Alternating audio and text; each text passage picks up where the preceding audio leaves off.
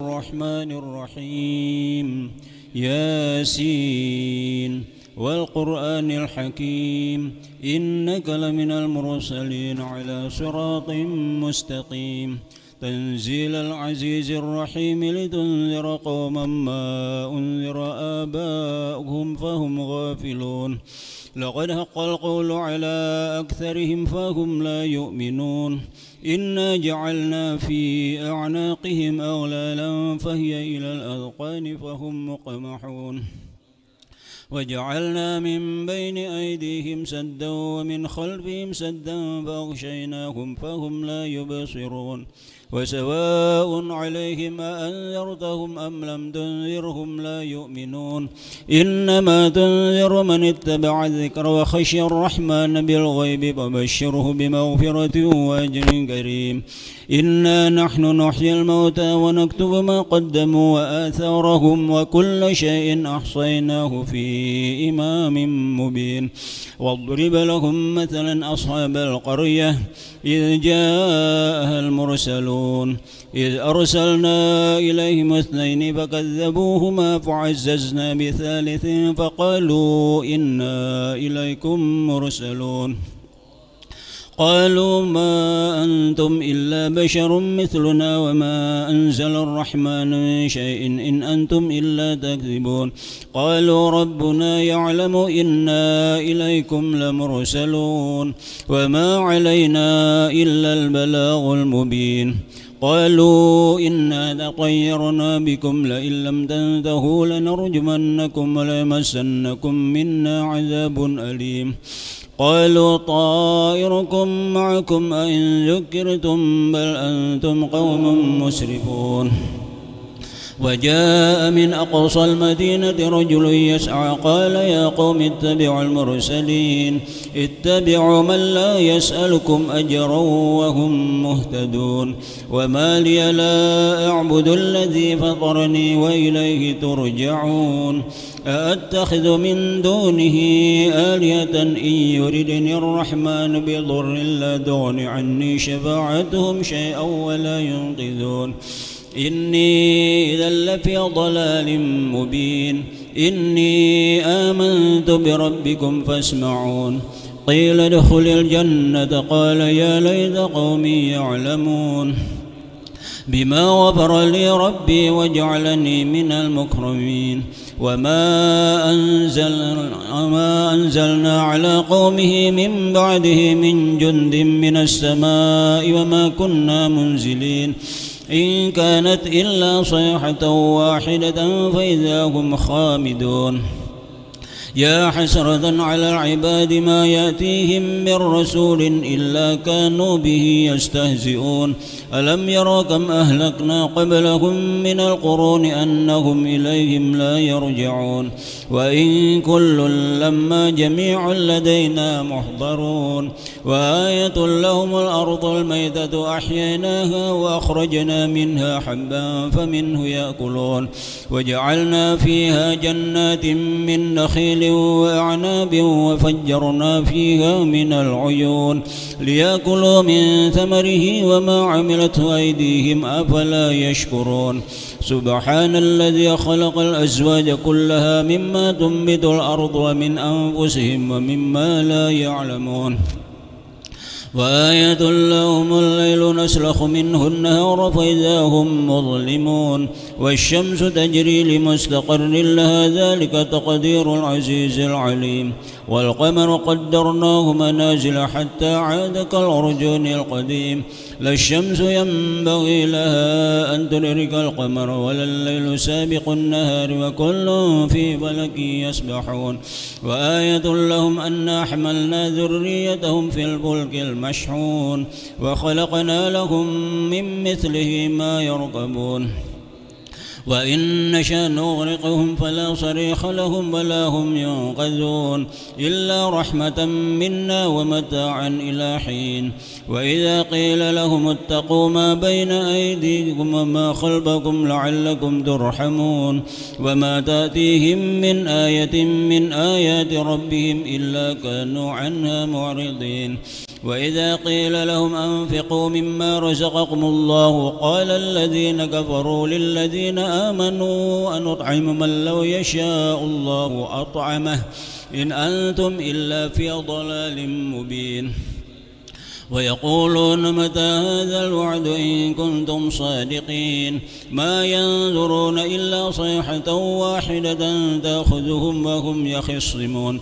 فلا يستطيعون توصية ولا إلى أهلهم يرجعون ونفخ في الصور فإذا هم من الأجداث إلى ربهم ينسلون قالوا يا ويلنا من بعثنا من مرقدنا هذا ما وعد الرحمن وصدق المرسلون إن كانت إلا صيحة واحدة فإذا هم جميع لدينا محضرون فاليوم لا تظلم نفس شيئا ولا تجزون إلا ما كنتم تعملون إن أصحاب الجنة اليوم في شغل فاكهون هم وأزواجهم في ظلال على الأرائك متكئون لهم فيها فاكهة ولهم ما يدعون سلاما قولا من رب رحيم وامتازوا اليوم أيها المجرمون ألم أعهد إليكم يا بني آدم ألا تعبدوا الشيطان إنه لكم عدو مبين وأن اعبدوني هذا صراط مستقيم ولقد أضل منكم جبلا كثيرا أفلم تكونوا تعقلون هذه جهنم التي كنتم توعدون اصلوها اليوم بما كنتم تكفرون اليوم نختم على أفواههم وتكلمنا أيديهم وتشهد أرجلهم بما كانوا يكسبون ولو نشاء لطمسنا على أعينهم فاستبقوا الصراط فأنى يبصرون ولو نشاء لمسخناهم على مكانتهم فما استطاعوا مضيا ولا يرجعون ومن نعمره ننكسه في الخلق أفلا يعقلون وما علمناه الشعر ما ينبغي له إن هو إلا ذكر وقرآن مبين لينذر من كان حيا ويحق القول على الكافرين